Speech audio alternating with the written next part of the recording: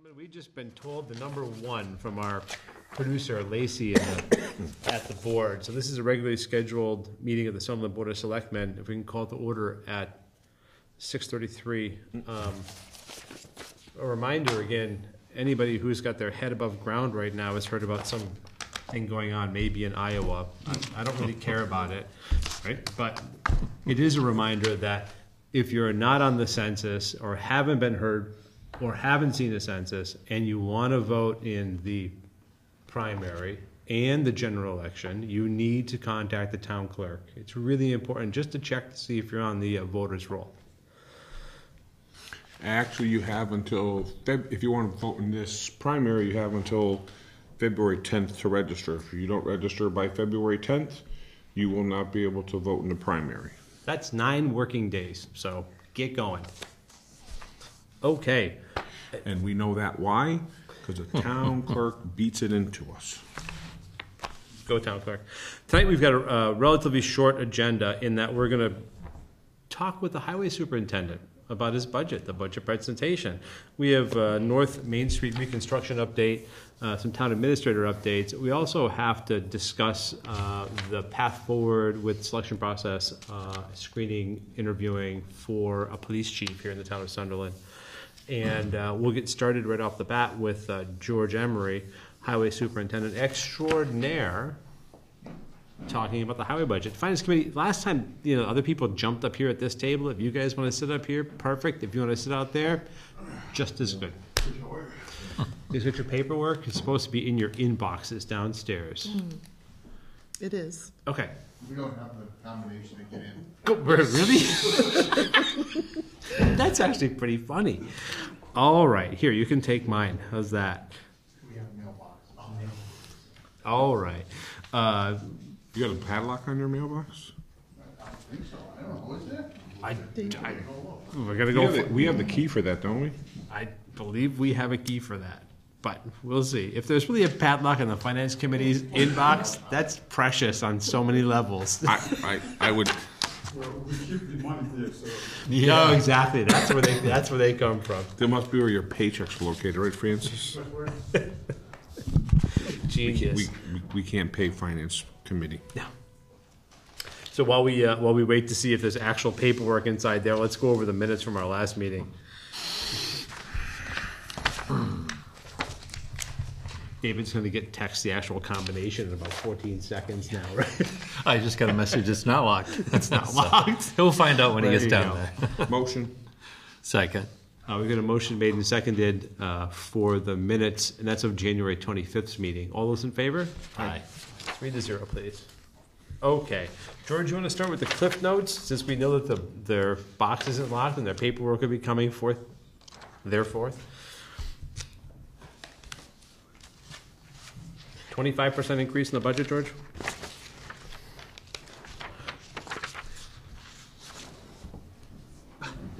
No, it's not that much. I was waiting to see if anybody was responding. I know the font is small, George, but jeez. Repaving everything in town. Yeah, exactly. Like the highway garage, I went up a little bit just for electricity and stuff like that, but So that's energy, George? the energy, highway garage, and garage energy. True word and expense, we stayed the same there.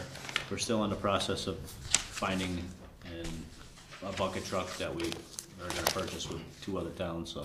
So it came forward last year Last year, yeah. cycle, and So- that was a shared truck Shared where truck. we'd be the lead on the grant? Lead town, yeah. Okay.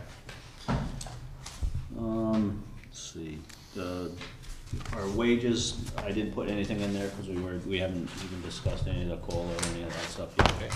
So.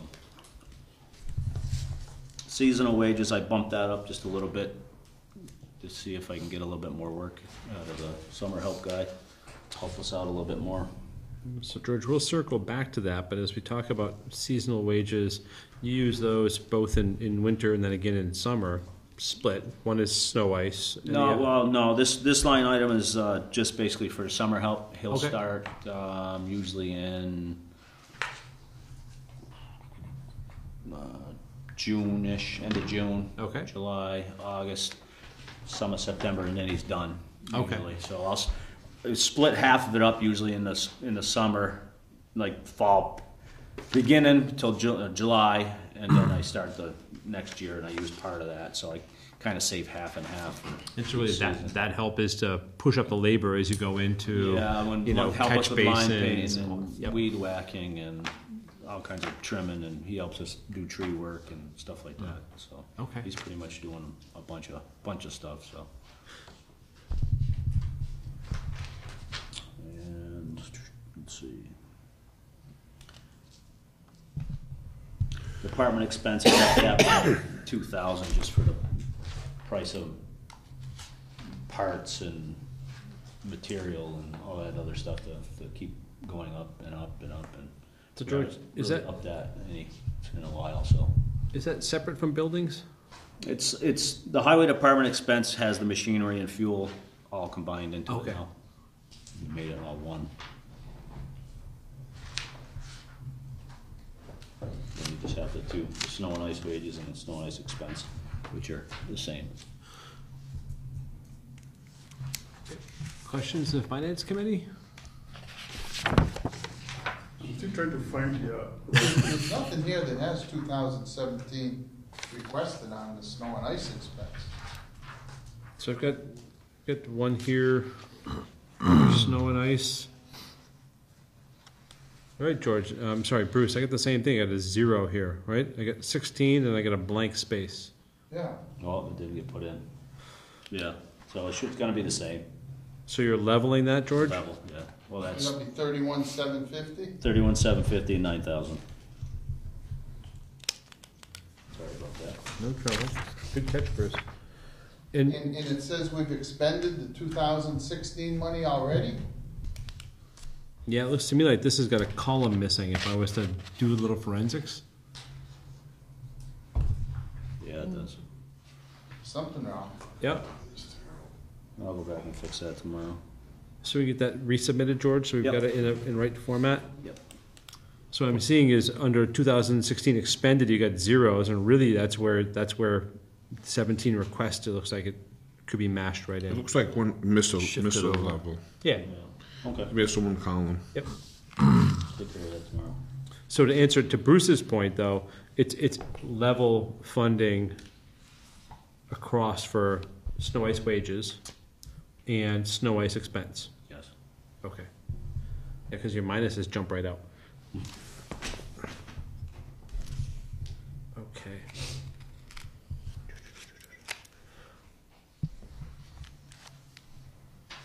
So tree warden, really what I'm seeing, George, is the only increase here is $2,000 in the expense, and that's split between machinery and fuel, right? Yeah. And then the other is seasonal wages plus $460. It looks like 11%, but it's $460. Yeah. And that's looking to get a couple of extra hours.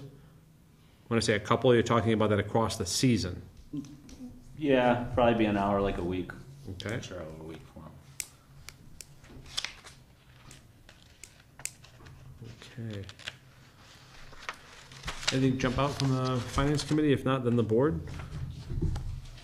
On the actual operating expenses of the highway department request. I'm curious, George, do you go over these numbers with Sherry before you, come to the board? No, I usually hand it in to them and they look at it. Okay.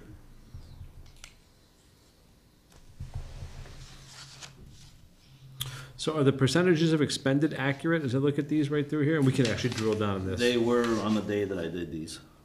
So as of, They're probably different now. yeah, that would make sense. So as of 12/29, you know, we're the highway department isn't not in the midst of some measure of seasonal crisis.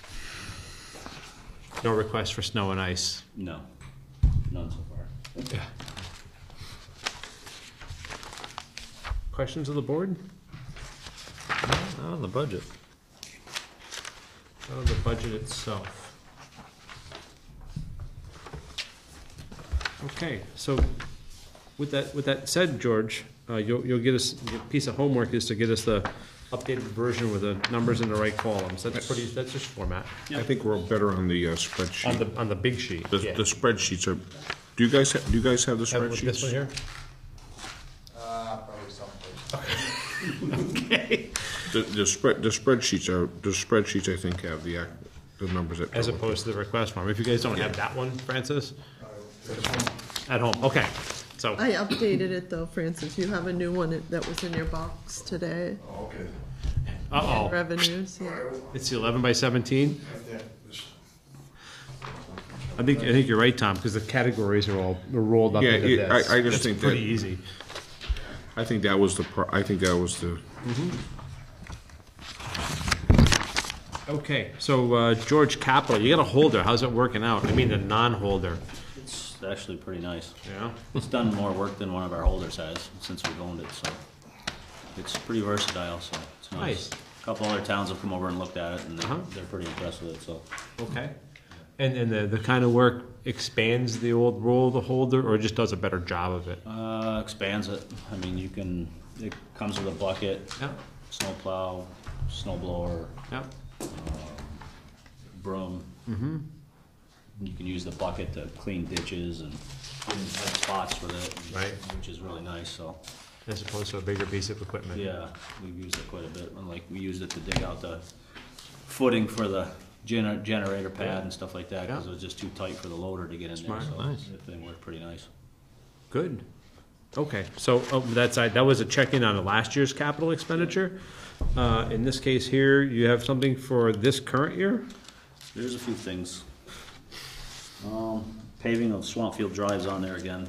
Obviously, we can't use chapter 90 on that road. Okay. Because it was never accepted as a town road. That Swampfield Drive, of course, is the entry exit to the elementary school.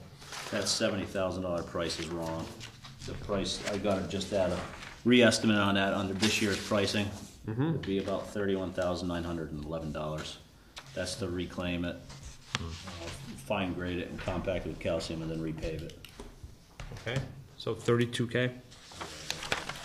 That might go up by a few thousand depending on the price of, or it might go down a few thousand depending on the price of asphalt this time.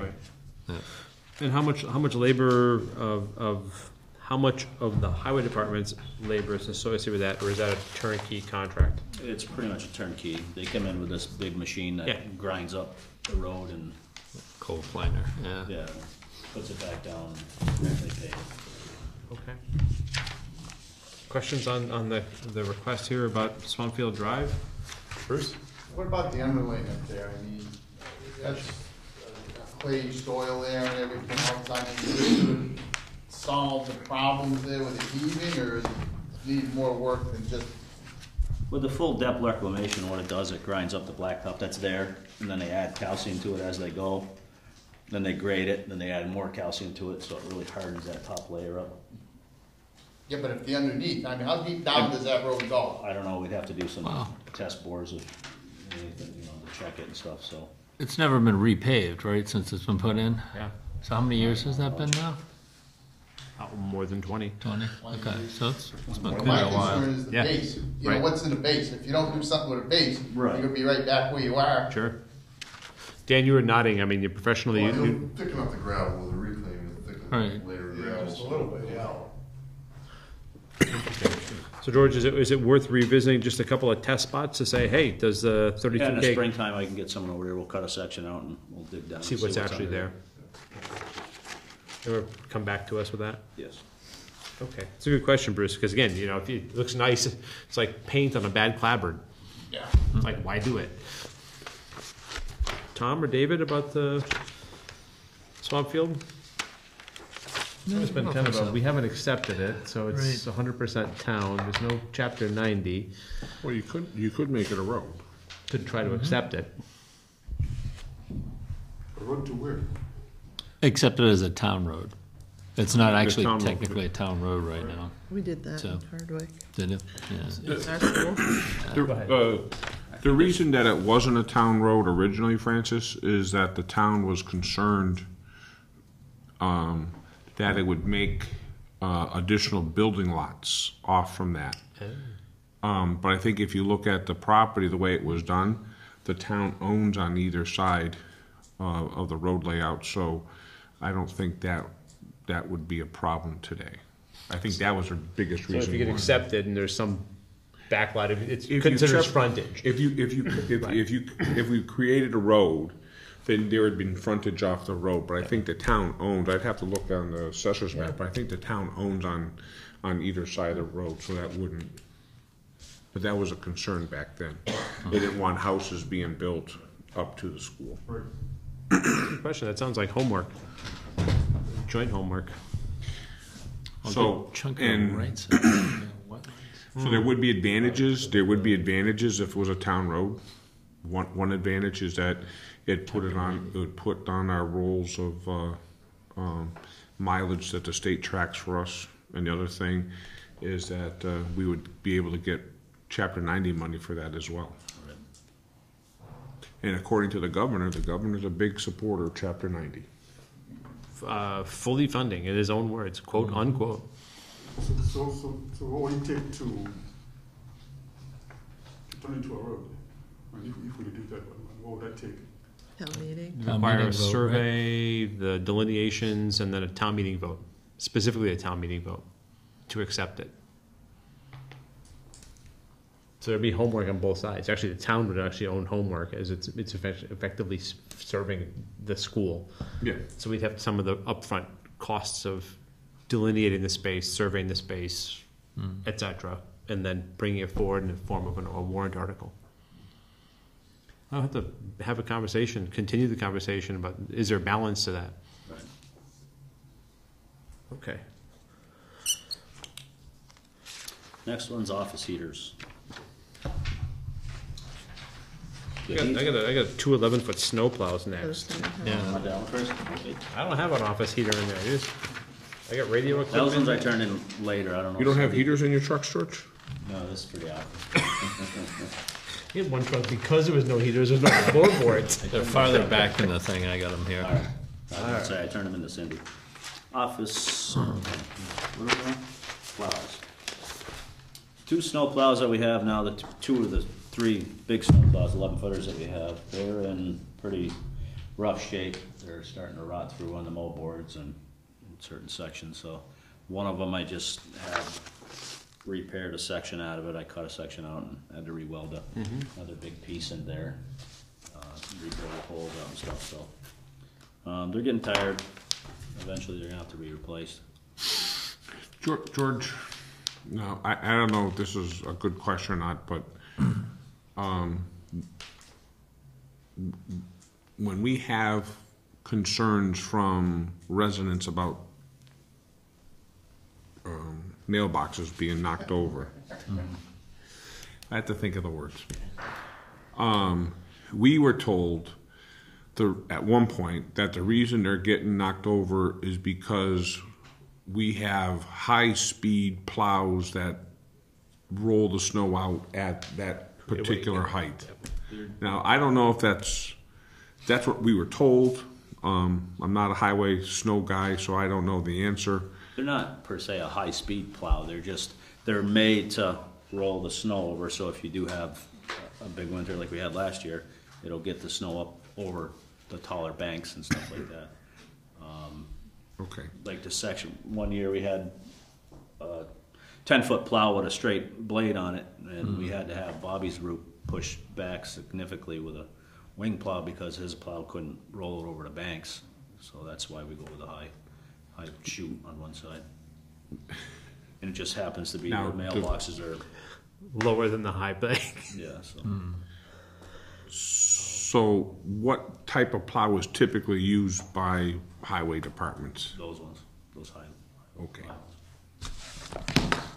I have to ask, Bruce. Not often that you... Maybe it's a combination of the boxes aren't secured well enough. Well, look, Could be. I just be. don't... That's why- I mean, you see a mailbox that's duct taped up all summer, and then it comes to winter time, it gets knocked over. And, Right. No, it's, Look, I think as a selectman, I can honestly say I have received more telephone calls, and we receive more telephone calls in the office about mailboxes getting knocked over than anything else, by far. In the first storm this year, that snow was super heavy. Oh, so you knocked mine Yeah. over 3 times, George. Nothing you can I do swear with you're that. targeting me, George. I might as well put a target up on that thing and get it knocked over. You're gonna get Tom's mailbox again. I wouldn't. When Charlie Hepburn was there, I never lost my mailbox. It's true. I lost one in the last 15 years, so, you know. Yeah. And the pole rots at the top, Tom, so it gets weak there. Look, I've designed the ultimate mailbox. I have it. It's Called right up P.O. here. box. I'm gonna patent it, and I'm gonna join Francis up at the place up there, and I'm gonna start making my mailboxes. There you They're go. gonna be good forever. Can't go wrong. So you need plows, huh? Yeah. Not I mean, if edges. the winter still keeps going like this, we might be able to buy at least one of them out of that Yeah. snow and ice budget. So again, not edges, not nothing. This is like the structural components to the points of attachment, the kind of the mass of it is starting to give it up. Yeah. Okay. Because we hear, again, we know there's certain areas of repair that are seasonal. Right. And you extend the life, but you can only extend it so far. Right. Okay. How old are those guys?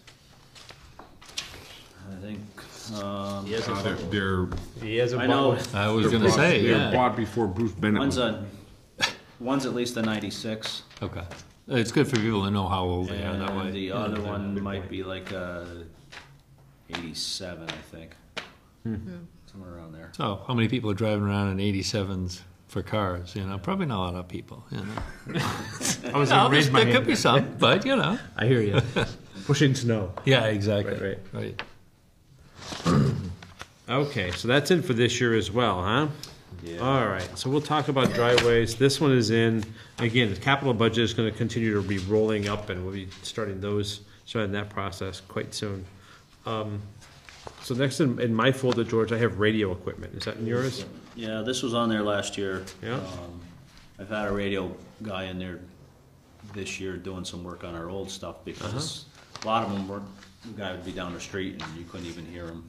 So this is base as well as? This is the base radio, the radios in the trucks. Yep. I think that what we have now are low band and everything's getting obsolete and that stuff. They're going away with all that. So now everything's going to a high band. Eventually, we're going to have to upgrade everything before it's no longer working anymore. These need to be compatible at all with the new police ones or anything? That's a good question. I believe these ones can Okay. get programmed to have their channeling into our Okay. radios. I'll double check with the guy. Hmm. This is the package I gave here is radios that they're technically a brand new radio. They went through and got all refurbished Yeah. and all that stuff, and then he's selling them to us as a used radio. Okay. But they come with a brand new warranty and all that stuff, and that's why the price is only at A little less, yeah. So George, How many radios, George? yeah, I'm looking at, that's a question I was just headed for, John. George, these are per vehicle or are these mobile, like hip as well? There's per vehicle and 2 mobiles. Okay. I believe it's 9 radios and 2 mobiles. And then the base unit. So I think nine nine fixed and two. Yes, I believe so. There's 3. Looks, if I'm looking down the quote, it looks like 9 is the aggregate. So one base and then 8. So it looks like it's 7 and 2 if I was 7 and 2. guessing. You can buy a radio for $425. Yeah, it's pretty remarkable, isn't it? No, because I know what it costs me to get my radios are more than $425. I can't get them fixed for $425. I understand. This is my point. How about you, Scott? Oh, same. Absolutely the same.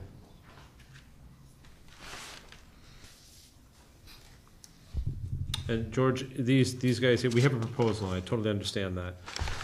It's important, I guess, as we talk about capital going forward, life cycle we know, we kind of understand it's gonna be more than 3 years, it's gonna be more than several $1,000s, so it fits in the capital category.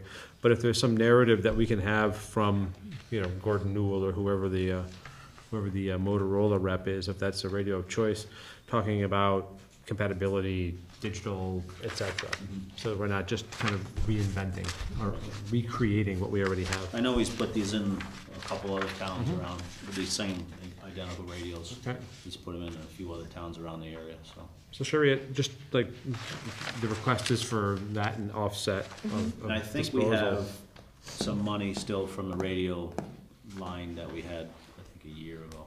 Okay. There's still money in that, so. Okay, so this right here is, you know, the vendor of, it meets the threshold of a vendor of qualifications. Okay. Okay.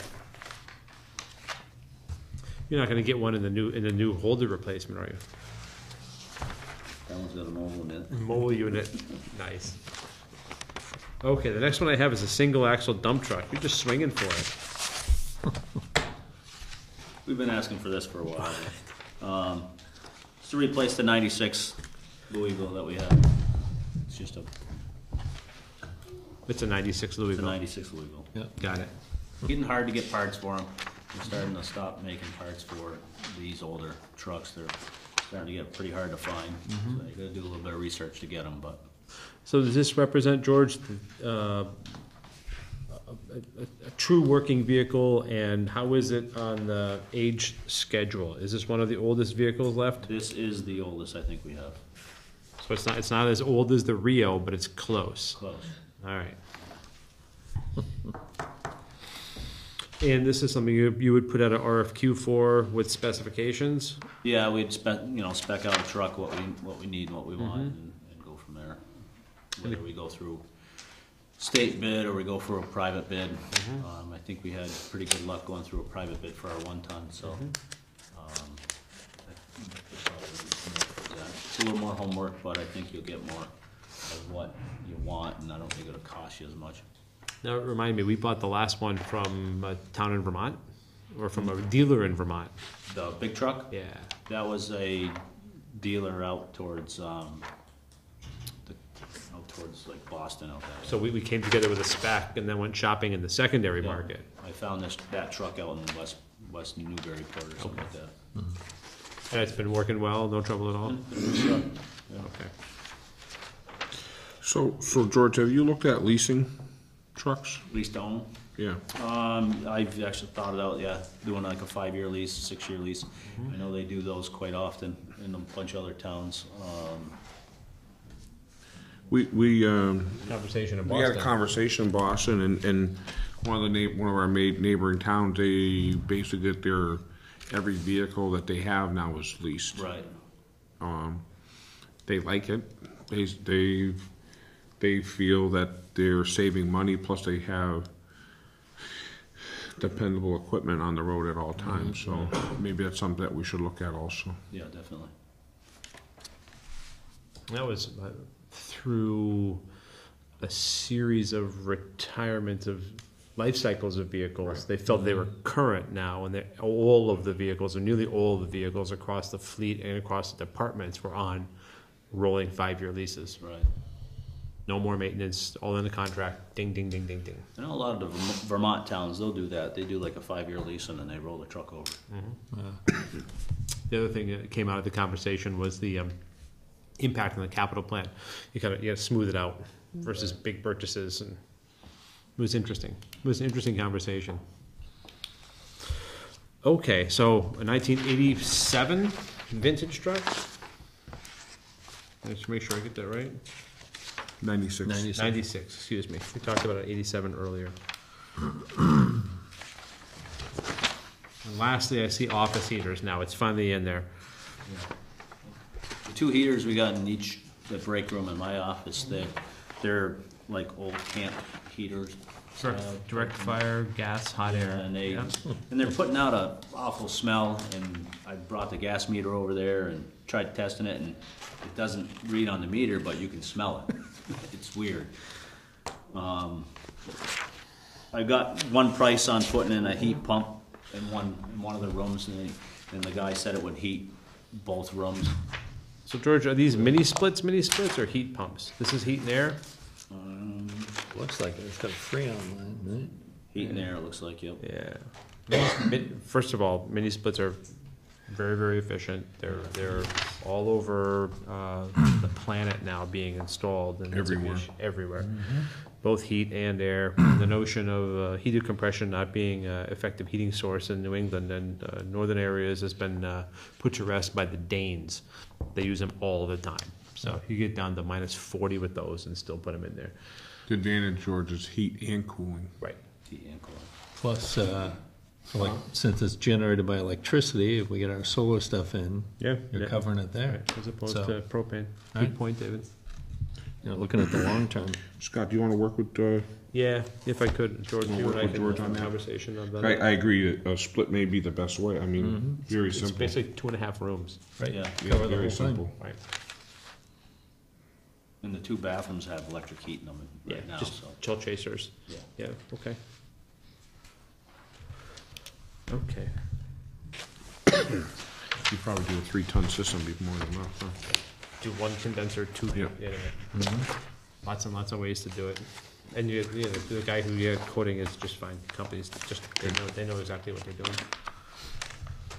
Questions of finance committee with respect to it? I mean, it's a pretty extensive capital request with the big nut sitting in the center, but that's not to say we can't look at the lease option, look at the longevity of the current life cycle of the vehicle, look at other opportunities. The rest of it, radios, mini splits, that's pretty straightforward with respect to. Just that one big one in there. We have homework ourselves leaving this about acceptance of Swampfield and what the ramifications of that are. Not necessarily a go, no-go, but what are the ramifications before we move this piece forward. Didn't we discuss that? A couple of years I ago. thought it was we talked something about that Talked to do about with it a the number of times. deed or something, the the years. guy, when he donated them land or something, he There had was- something in there. There was a piece of history about a You donation. got it, Tom, I think back then they're concerned about the land on each side becoming, once it has road frontage, and those lots become buildable. I thought that, And I'm not sure whether that land has changed hands, or it's in 61A now.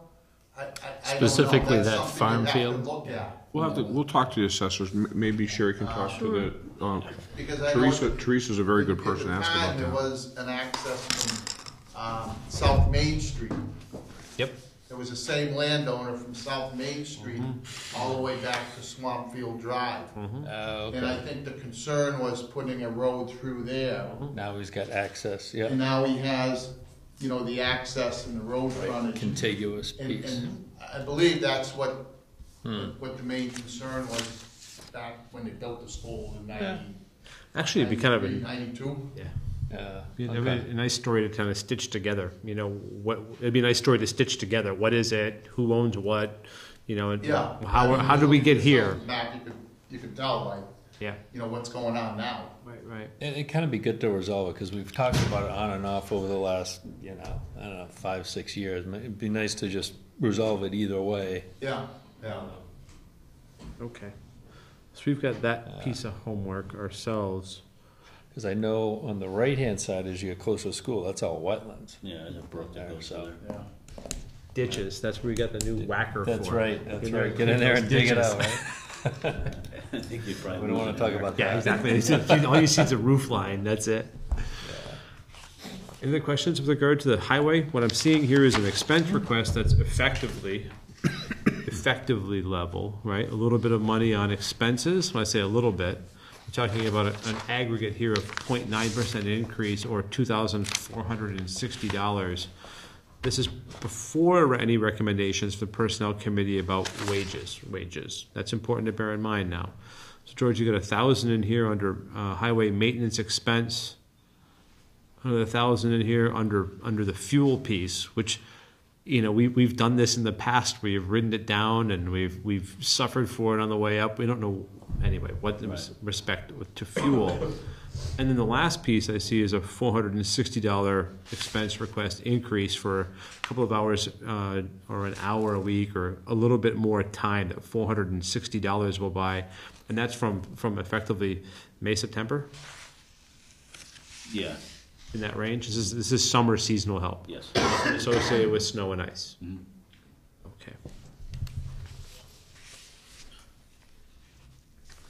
Okay. questions or discussion with regard to the request in front of us? That's good. Okay. All good? Easy. Simple. I appreciate that, George, as well as the work you guys do. Okay. Beautiful. Thank you. Thanks so much. Good night. Okay, next up for us, Thanks, George. we did minutes already. So, go ahead, Tom. Finance Committee, have you looked at any of the cherry sheet numbers yet? We got a meeting tomorrow morning.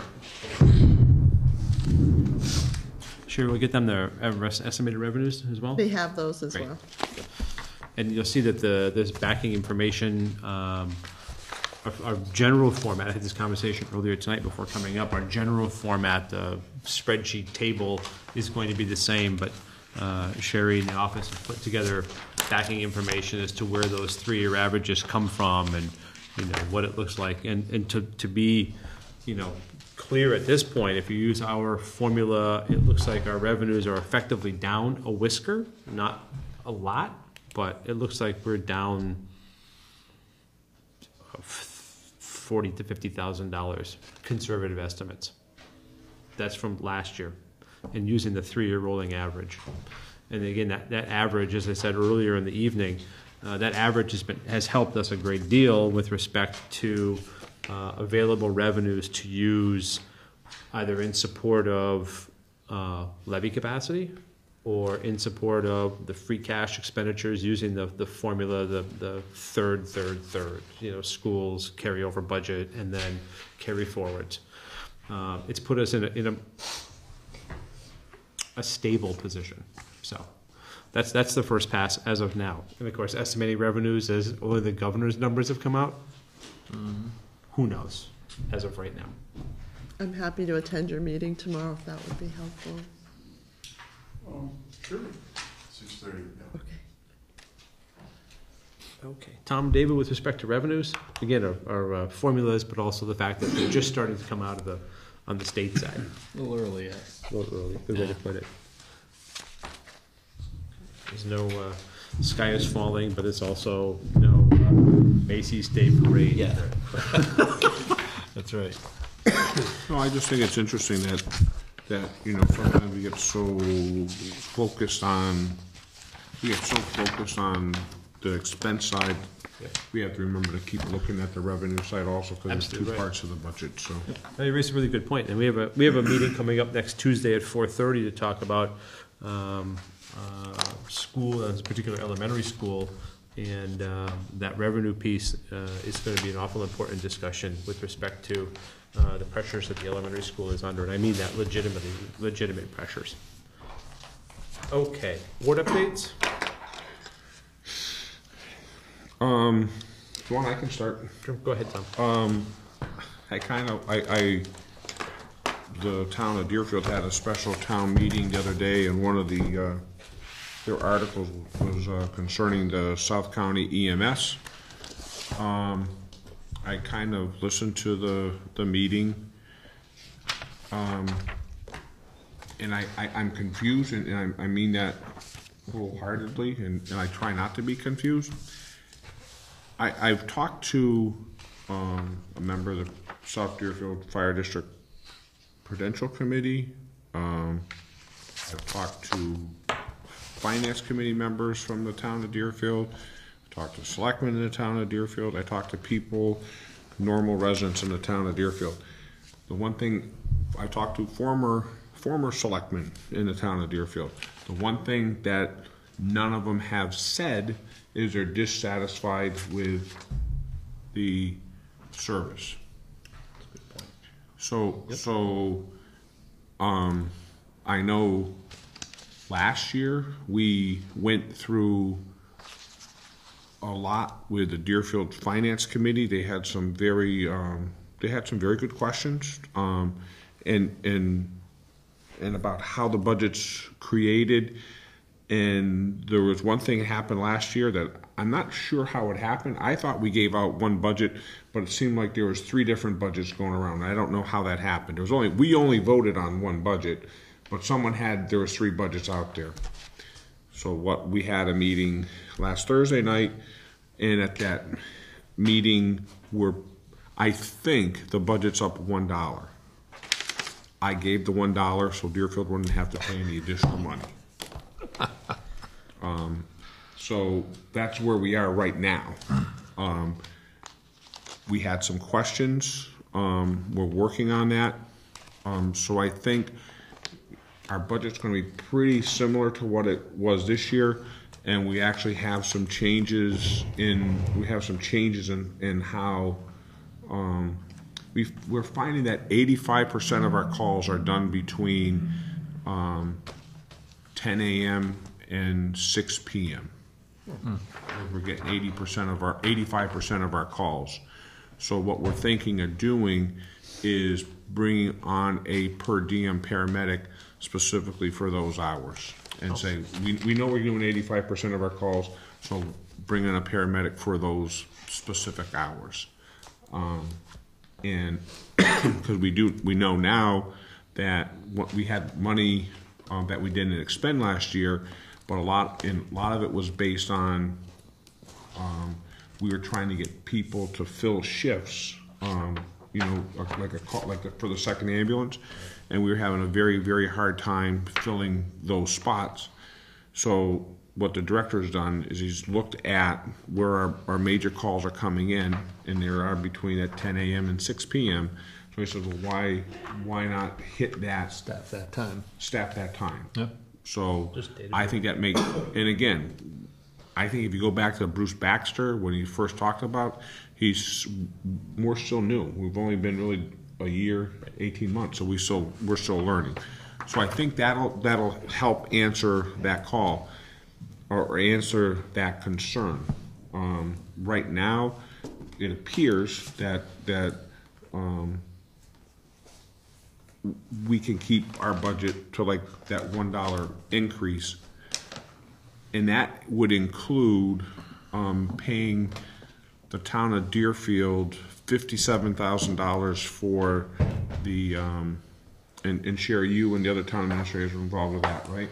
That is paying for them for their indirect costs of running the program, which we understand now. So that makes sense. It's important to bear in mind Town of Deerfield is the fiscal agent. They're doing payroll, indirects, plus some of the other mechanics behind it. If there's any legal questions, anything that involves with the system, runs through the town of Deerfield.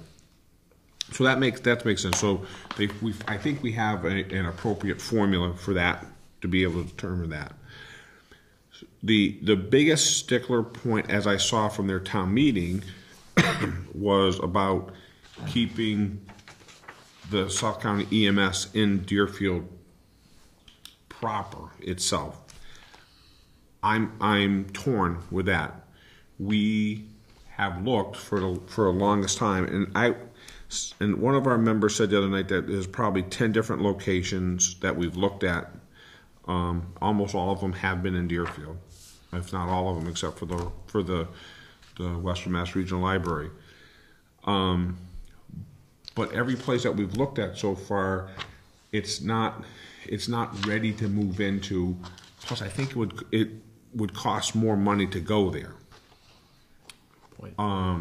So I'm torn because if the finance committee, they're telling us that they want us to do it, they don't want extra cost, and now if to keep it in Deerfield, there may be extra cost to do so. Somebody's going to have to help me. So what I'm going to do tonight is I'm going to put out there, Jack Pachurik and his wife Sharon were the major people that brought this petition. I plead with Jack Pachurik to get in contact. We're going to have another meeting probably next week sometime, either Tuesday or Thursday, to come to the meeting and participate in the discussion. Help us. We've looked. Jack has been on the finance committee. We need help. This service means so much more than to fight over. I have heard no one say they don't want the service. I have heard no one except that doesn't think that is doing a good job for the. Do we have everything right? Not yet. We're working. But I haven't heard those things. So I plead with Jack, It's easy to throw stones. It's easy to throw darts. Work with us. Tell us what your thoughts are. We're trying to run an EMS system at what we thought to do it at an affordable cost. They need to help us. We can't do it ourselves. Well, and I think he also needs to focus on the actual data and the service. And that's really what matters. And like you were saying, you haven't heard any complaints. And when you look at, especially the recent report that Zach put out, you know, the fantastic response times. And, you know, I've kind of personally thought all along we focus on the service. That's what we're there to do, is to provide the best service for the money. So we've got paramedic level 24-hour service, and we've got an increased response time. And that's really what it's all about, not where the facility is put. Because I remember going back to some of our meetings, you can take a map, and I don't remember the exact location, but we essentially had a circle. Circles, yeah. Right. And you can put it anywhere in any of the 3 towns within that circle, and you're going to get the same average response time. So I don't really care where it's put, as long as it's put in the place that services that meets the service and meets the budgetary issues. That's really what it's all about. Francis? Next, my question is, what is this gentleman's issue exactly? What's his problem? As I understand it, Francis, the problem is that the petition was looking to ensure that the ambulance system not move out of Deerfield. They want the ambulance to stay in Deerfield. Physical location. Right. Physical location. Why? I can't answer that. Yeah, I can understand it. Right. Yeah. I can understand it. For me, I have to go to the process to get us where we were, and how hard.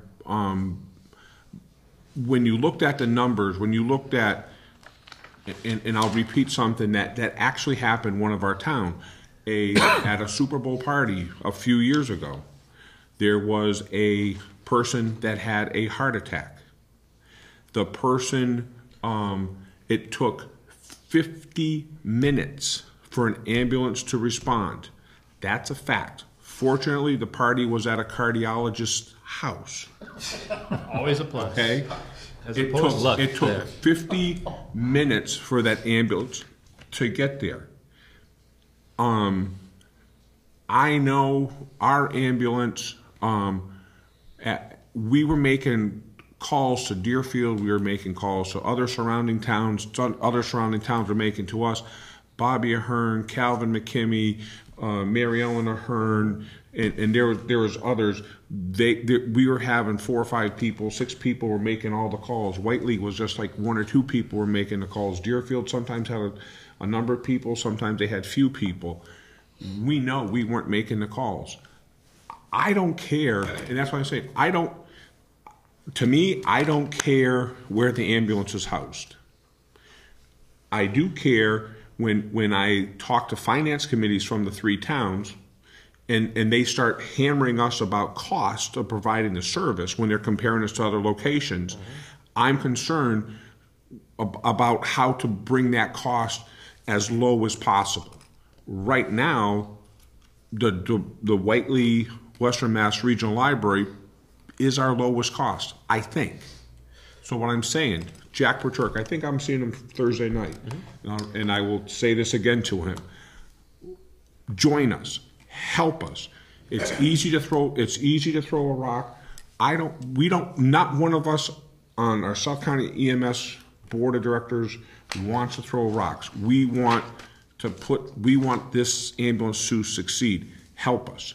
And if you really want to, again, I'm asking, if you're in Deerfield and you want to keep that ambulance in Deerfield, come and help us try to find a location where we can do it at an affordable cost with an affordable plan. I really believe, I don't, and again, we said it, David said it before, we said it a lot, Scott said it, we've all said it, we don't care where it's located. If you want to do it the cheapest, come to Sunderland Fire Department, our old thing by the Blue Heron, we'll put you up there for no cost. That's probably not the best place to put the ambulance service. That's why the Board of Oversight hasn't gone there. But we can put you in there for no cost. Well, whatever you need to pay for lights and heat and that kind of stuff you pay. But we wouldn't charge you a penny to put the stuff in there. That's fine. But we don't want to lose the ambulance system because someone, we all need to work together. That's all I'm saying. We need to work together. I'm asking Jack, I'm asking Sharon, two reasonable people. If you went to town meeting, you got your vote. I don't know what it accomplished. But what you need to do right now is you need to work with us to try to make this happen. Because both of them have said they do not want to lose a system also. Well, I think if they look at like Zach's report too, what the petition, while it addressed the location, didn't address the number of issues which is outlined quite well in the report, that about the problems of housing the facility where it is now and all the problems that causes, and the fact that while we always knew that was going to be a temporary facility anyway, and you can't have all the ambulances under one roof. The director isn't even in the same building.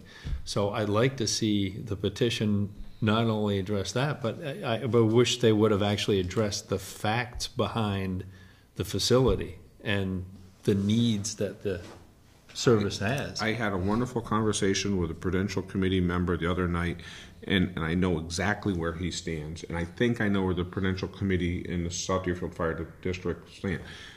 And I don't think there's nothing that we can't work out. It's just we have to take that first step. And I'm publicly asking for that first step to be taken because it's important. You know, we have. Coming into the meeting tonight, I saw S2, our ambulance, heading down South Main Street. That it was doing what it was supposed to be doing. That means it was covering. That means the regular primary ambulance was out. It was over covering. It was doing what it's doing, something that we've never had. We have a damn fine ambulance service right now, and people that we have 43 per diem. We have eight full-time workers. We have 43 per diem people working. That's amazing.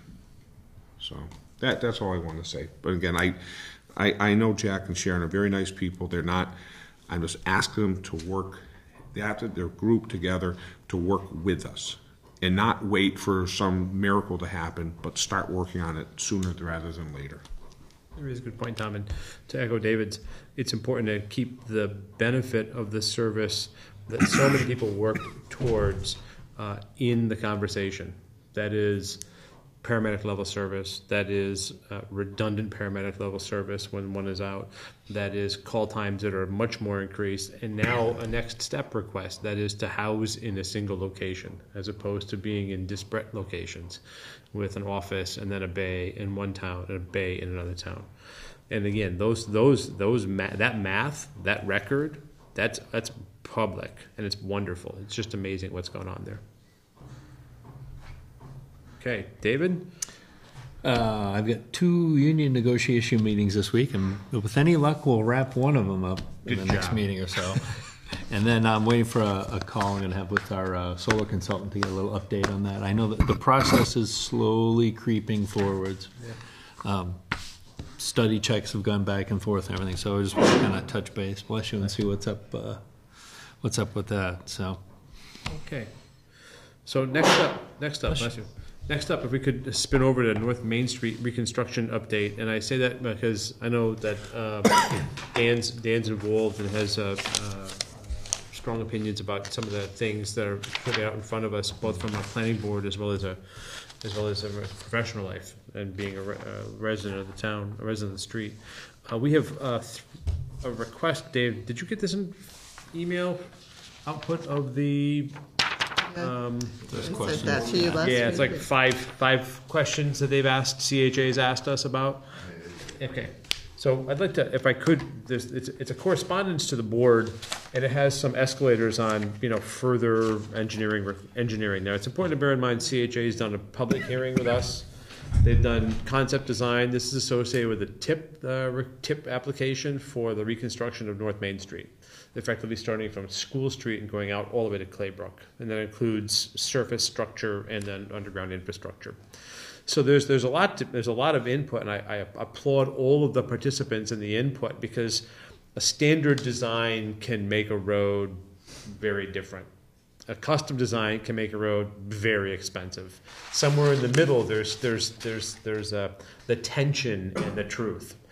Walkable streets, setbacks for cycling activities, signage and lighting, width, all of that plays in to the design of a neighborhood street. And really, North Main Street is a neighborhood street, except for the 15th percentile at 65 miles an hour, which came out of a traffic study. You look at it and go, 68 miles an hour? Really? Anyway, that's a whole different discussion. So after coming back to a couple of meetings with the board, a public hearing with the board, public hearing with planning committee, and then some input from a working group that's working at the Pathways group on rec and multimodal transportation in the town. The engineer, and I give him credit, has come back and said, listen, we need some answers to these questions, and here's some escalators. That is, if you want us to really drill down on some of these questions, it looks like it's going to scale up to about, according to my pen, about 15 grand. So, understood. So the first category is, do we want to talk about a parking alternative specific to in front of the library and in front of the Blue Heron? Yeah, I haven't taken a look at Yeah, those. understood. And Tom, we've talked about how to go kind of island in, kind of make it a dampening, even though it doesn't change.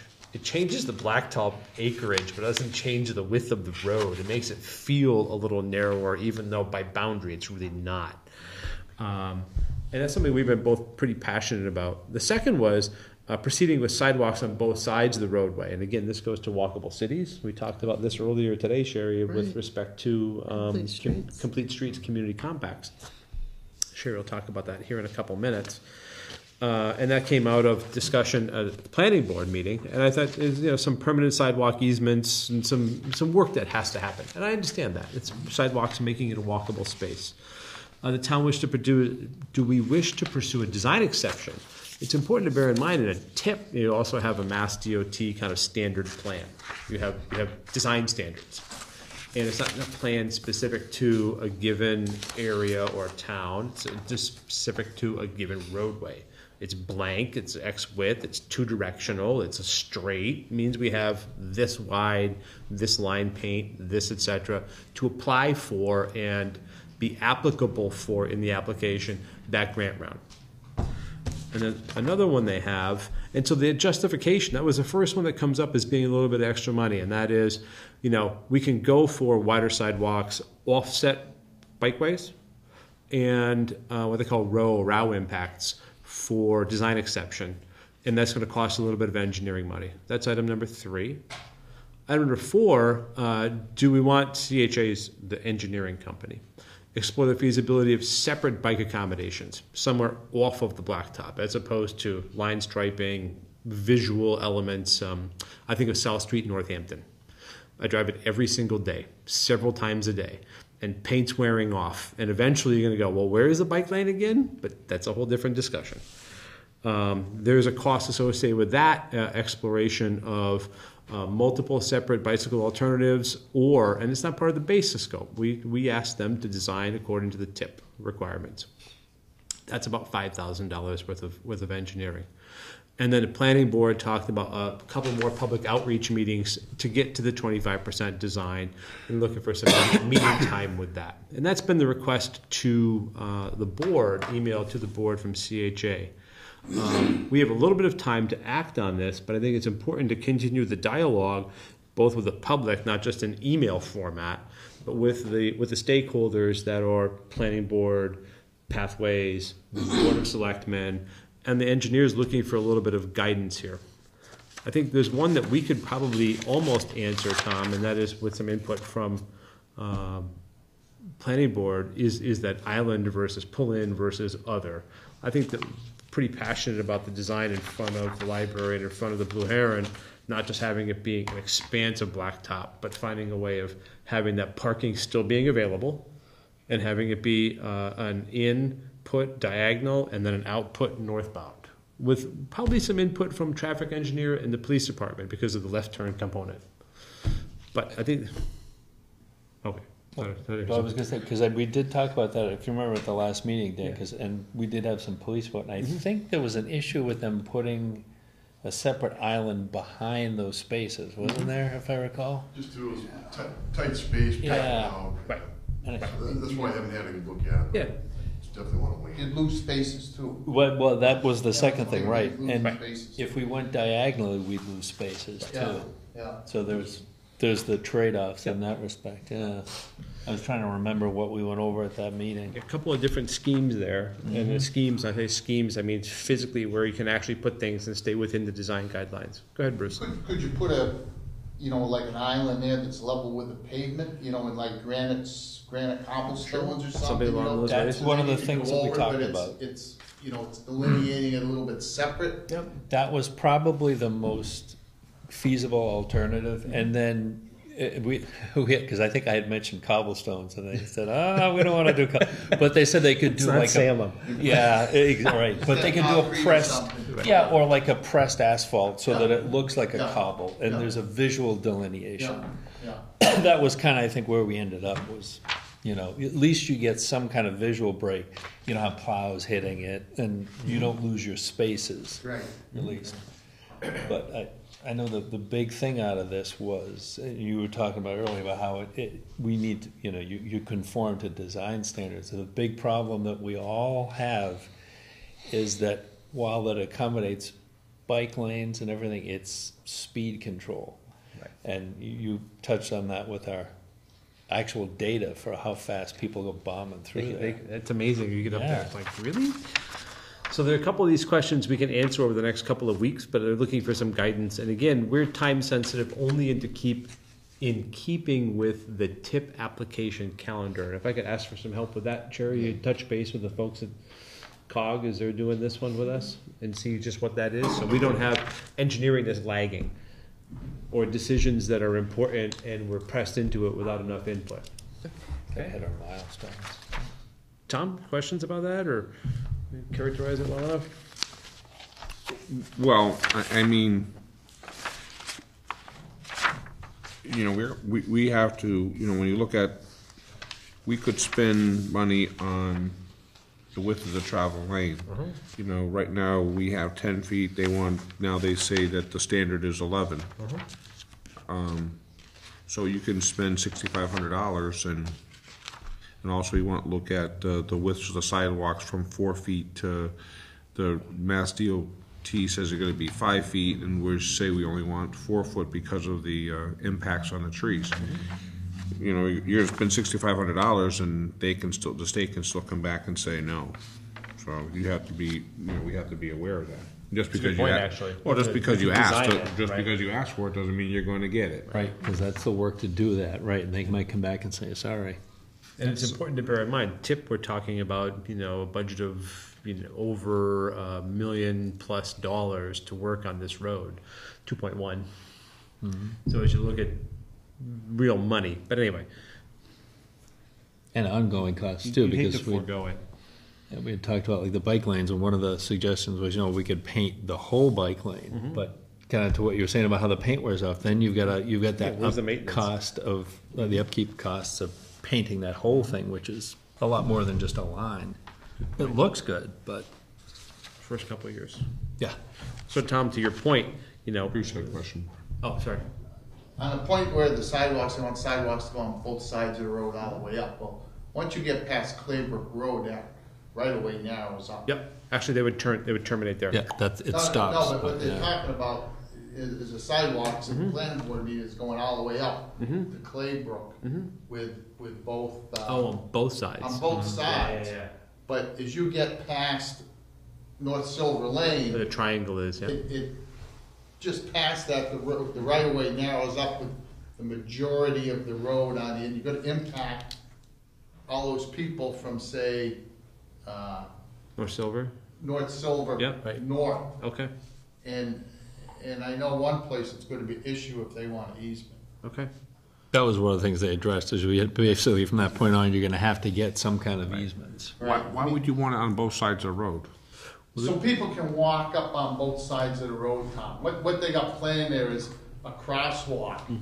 You know, Yeah. someplace between Claybrook and just north of North Silver Lane. Right. And a crosswalk there, but then again, if you could set up like a little bit of a raised sidewalk there, you know, to go across there, and then another raised sidewalk at Claybrook, you know, that could be a form of slowing the traffic down. Right, like, You know, it's what, like over at Amherst College, that was one of the things we And talked they got about. some by UMass too. Can you imagine somebody hitting that at 60 miles an hour? I'm sure Swazi's potato trucks would love that. They don't get it business. Oh yeah, they do. But I mean, you know, you don't have to raise them up. You don't have to raise them up that much, you know. Right. But just as an entrance, like coming into the center of town, Good point. and either that or you know, have the islands come up and narrow the road down some there, or you need something there to slow the traffic down. Okay. So we can bring again some of that forward. Maybe Sherry, you and I and CHA can have a conference call. Sure. Talk about these items that we're bringing forward from here, but also what does it mean for their 5 answers? Yeah. Both what kind of time do they need? What's the response time that they need? What are the actual impacts for the grant application, for the tip? I would be remiss if I didn't say that, you know, some of this stuff has been 2 years in the making to get to this point. And, you know, we're hoping to be on the tip round for 2018, 2019. I'd hate to get pushed back out again over something that's very important, and I completely understand that. But anytime you see exceptions show up in your grant application, you go, oh, you know, you moved off to the right column.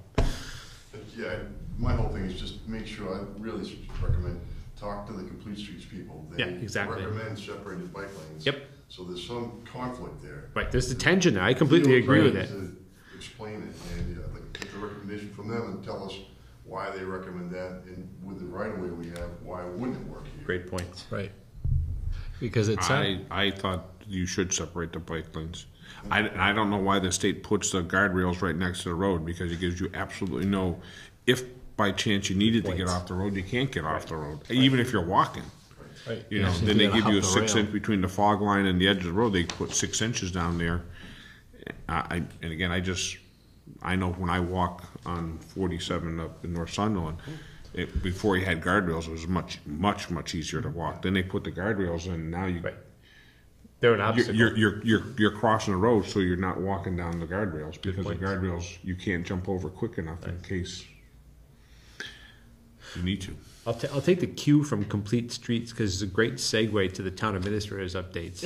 Only that we just talked about it, and there's been a recent announcement, but it's really important with us as well, Dave. So I submitted the community compact application last week.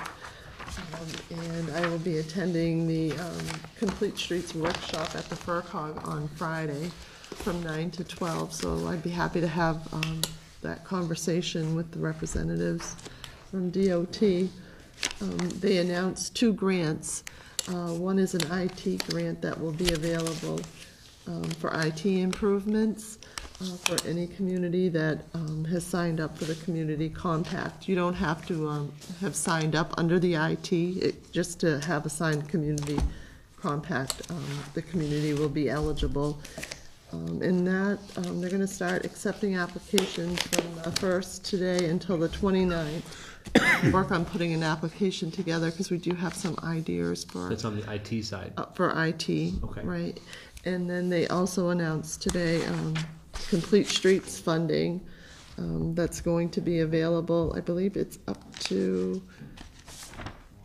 $400,000 that will be available for funding for fiscal year 16 and 17, and it has to be spent by June 30th, 2017. So 50,000 of it is for technical assistance, and there's criteria that you have to meet in order to apply for the construction part of that. And one of those criteria is to attend a Complete Streets workshop and to adopt a policy. as well. So we'll be looking at all of those things as we move forward. Again, great timing with respect to it. Just heard it this morning, probably you as well. So again, if they want to have to fast track some of the, when I say fast track, from a state perspective, Yeah. giving you a 1 year window, track. that's pretty fast. Yep. So, but one of the prerequisites, of course, is attendance and some education. And when we were in Boston, just to circle back, we were in Boston, and you can come back just a second, Sherry. There was a series of workshops on complete streets, walkable, safe street, scaping for both education and seniors, and they wondered why there was such a contrast between the two. And really, the workshop showed that there's not. It's really about safe streets.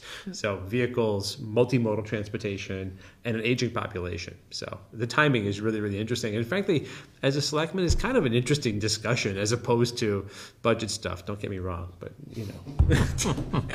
Anyway, I'm sorry. Anything else, Sherry? The Mass in Motion Walking Trail Project through the FERCOG received funding through the Mass Department of Public Health for the Mass in Motion program to work on increasing physical activity and access to healthy trails in Franklin County.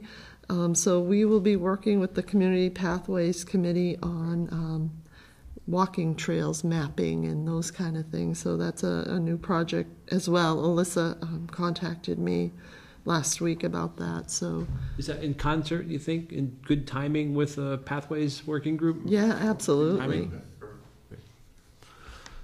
And then the only other thing I had is we locked in for fiscal year 17. We locked into fuel oil at $1.5554. So we're down about 75 cents per gallon from last year. Helpful. This year, or Margaret. Yeah, I remember, this year, prior years, whoever it was, prior years, you know, watching it by the afternoon, going, we saved a quarter penny, it's only $19 a gallon, you know, or whatever it was. We should get a bigger tank this Exactly, year, way well, it's bigger cheaper. tank, yeah. Anything else, Sherry? No, that's it. Perfect. Tom or David? No? Closing comments? Nope. What's up? So we're on for the 8th coming up for our next board meeting, and the following week, the 15th, will be closed for President's Day. We should talk briefly here about police search and a screening committee and the path with respect to it. Do we want to go about the appointment of a 5-person screening committee and posting? And I'm waiting for, I spoke with the chief today about OIC, and he's waiting for 2 pieces of correspondence for officer in charge. And he's going to bring forward, he's out tomorrow and Tuesday, Wednesday. He's back Thursday. He's supposed to have a recommendation for us on Thursday about a path forward with that. But about the permanent position, is it something that we want to go about the posting and the request for public input and composition for screening committee in relatively short order? Yep. Okay, so 5-person? Yep. And because we're going to end up doing interviews, it won't be any of us on screening. That's just, I mean, that's the way we've historically done it. So I think we already had people put their names. Yeah, so at least names 2. in, right? Okay. So if we could put out on FCAT, looking for 5 people, police screening committee, she'll be in contact tomorrow. Got it. Okay, and what do you think for a deadline? You want to have a deliverable deadline? You want to talk about late April, it being February? Yeah, I think End that'd of be good. February. End of February? I think it's because, I mean, we're going to be busy with the budget and stuff like that. That's So actually a really good point. It's a lot I mean, going so on. I would say, you know, we're probably not going to be doing interviews until after town meeting. Likely. I mean, unless you think you're going to throw chief of police in there at the same time, Scott. Not excited about the prospect, but I mean, that'd be pretty tough. yeah. I mean, Okay, so so April I 1st was thinking after town meeting. for the makes actual sense. hiring. Yeah. The actual interview, actual final process. Yeah. Okay, so how about April 15 then? By the time we scale up, get people appointed, give them the charge, Yeah. that's going to be 2 weeks. We got posting, we close the windows, then there's a Makes background bit. So we'll call it nice. Everyone remembers April 15th. That's a day There that you sticks go. in people's minds. And that's for the committee appointment? That would be for the deliverable to the Oh, for the board deliverable, for okay. 5-ish Recommendations? candidates. Yeah. Okay. And we'll work on a charge over the next couple of, between now and next Monday. Okay. Okay, so if anybody interested, please contact the office, 665-1441, or via email. And again, we're looking for people to do screening committee work for the police chief. Okay, anything else? To screen resumes? Or? Yep, exactly. We have we'd end up with a package that would have job description, existing salary, requirements of the job, and then a series of initial screening questions. Bring it forward, and then to take a list of candidates down to a manageable number for us to not interview all day on Saturday. No. That didn't. Sure. Francis? I have a question. This opioid issue that's been going around, I'm curious, how much impact have we had in this town? In this town? Do we have any...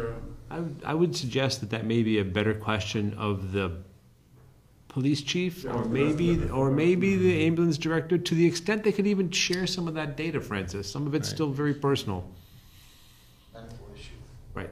It's I straight don't medical. want to know I don't want to know if Right. their name. I just want to know how much impact. Right, if it's had a direct impact. I would suggest that certainly regionally, Sunderland is not a bubble. Regionally, it's been frightening. In the whole Northeast, it's. All of the Northeast, yeah. All of the Northeast, it's a big problem, It could be a national problem, really, everywhere. Yeah, but the Northeast seems to be. No. So yeah, it's there's ways to find that out, and again, the reporter may well know as much as anybody, if not more than anybody. They do a lot of the sheriff's office or the DA's office has an opioid task force. Yes. They could probably give you a better handle on that. Right. It's actually multidiscipline as well. It's nonprofits, Yeah. it's a sheriff's office, it's a district Yeah, attorney's it's a bunch of office, people involved it's the in it, legislators. They're all involved. As a matter of fact, there was a very good story on NPR about Rutland, Vermont, and the issues they were facing in their police yeah. force. I I just came from the job in Excellent. Vermont. Did you? Rutland's is probably the worst in New England. Yeah. Yeah. In terms of the problem.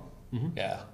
And you're right, because we've been in a number of meetings with the task force, and they can give you a lot of good. Yeah, they can give you an update of what's going on with it better Yeah. than anybody, I think, yeah. So this is coming up a lot because when I talk to some of my friends, some of my what keeps coming up, I don't know if you guys remember back in the 80s when we had the crack issue. Yeah. What I keep hearing, my daughter was talking to me, and she was, I have two kids in college now, and these issues keep coming up in their classes. And one of the things that I was talking to one of them this weekend, and what came up with it, even though they were not born in the 80s, but they're getting, they're doing case studies of these things now. And it turns out that one of the things they're looking at is the way we as a community are dealing with this issue today, and the way we dealt with it in the 80s. What are the implications now? Which groups? I mean, it comes down to race. Sure. So the reason why I ask this, why I ask this question is, I'm just curious as to do we have kids, for instance, high school kids who are having issues with this, and if we do, are we dealing with it? As a community. My kids are no longer, in high school, so I'm not that involved with. But excuse me. Part of the issue is that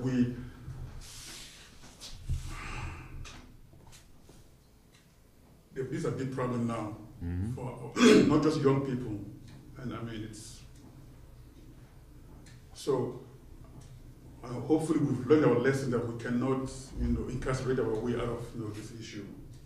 So one of the things she was asking me is, what are we as adults? How can we can't go back in time and remember what we did wrong, but what can we do now to correct some of our past mistakes? The one thing, Francis, those are very, very strong points you made. I think one of the things is that we are very lucky, in my opinion, that we have a sheriff in Chris Donlin. And the Americans have been very involved in doing just what you're saying about saying that it's not about incarceration. It's trying to help people in a lot of different ways. I just know if from what I've seen, talking to young kids and older kids, I think it's much more difficult to get help. Most of us think if you want help beating an addiction, you can just find somebody and you're going to get help like that. It's not that easy. It's not that easy to find. It's not that easy to get help. I think that's the first thing that we have to do is we have to get help. When someone wants help, they know they need help, we have to get them help. And right now we can't. Right there's my point, because what I keep thinking is, if we can't, if we've learned that we cannot jail people, to solve these issues, then what are we doing? Sure. So give you on the other end to make sure that we know people need help. If I know I need help, is the help there? Sure. Maybe an overly simple example of the paradigm shift. Last week, the governor signed an executive order no longer incarcerating people in Bridgewater State. Mm-hmm. Instead, saying we have two utilized, not underutilized, but utilized mental health facilities and addiction facilities, and we're no longer taking that path. And I thought that was just easy. Why didn't we do that a long time ago? That took 30 years to get to that point. 30 years. I think that was the good thing about that Rutland story too, is how they discussed how one of the key things that they don't do. There's incarceration involved, but how it's not the cornerstone of the whole program. You know what I mean? Is that it's only one of the tools that you need because it has to be fought on many fronts. And that was one of the problems we've had with the war on drugs, is you can't win it all by just arresting people. You have to go after the need of it. And this gets back to the task force. You really should check them out because they have a lot of good information. One of the statistics that really stood out, talk about how we have a big problem here, is that this region also had one of the highest prescription amounts of opioids. And, you got to trace things back to the source. You go back to pharmaceutical companies, pharmaceutical sales, and it's all based in this region. So there's a lot of, and that's one of the big differences between the crack addiction problems back then and now is the source. There's a lot of different things, but you're right in that there's a lot of valuable lessons that came out of that we can still apply to the problem that's going on now. Legislation that just isn't working right now in committee about 7-day maximum prescription. Done. And it's something that we all have to work at together. It's not, you can't just throw it off on law enforcement and walk away and say, we're just going to arrest people and throw them away and forget about it. Because it's a big problem. In my time, the Vietnam War. Mm-hmm. During that time, there was a lot of heroin coming in. Yes. Right, early on. And everything else, and it was a big, it was the drug of choice back then. Right, back in the 70s, yeah. Switched to the cocaine, and now it's gone back to that. So but it's a difficult problem to solve. Yeah. Great questions, and to the extent that we can get information for you, we certainly will. But Francis, you are absolutely right. Don't continue to make the same mistakes that we made. I think people know that, and again, if you're not helping the people, if you just throw them in jail, I can guarantee they'll go to jail and they'll come out and they still do the same thing. So my whole thing is we give these big speeches about how we care for how we spend the money, and then you look at the budget when it comes out, and it's almost nothing there. Right. There's nothing there. Yeah. Well, it's something you said years ago, Francis, in a budget hearing about how the budget is your statement of principles. And that stuck with me for a long time. I think from the very first year I worked with you on that, on a budget. It's kind of putting your money where your mouth is in that respect. Good points. Anything else on that somber note? Yeah. Francis, thank you for bringing it up, Francis. Over here. We should be talking about it, Francis. Thank you. Good points. Okay, there's nothing else. Is there a motion to adjourn? Motion. Second. Motion's made and seconded to adjourn. All those in favor? Aye. Aye. 3-0, please, at 7:59.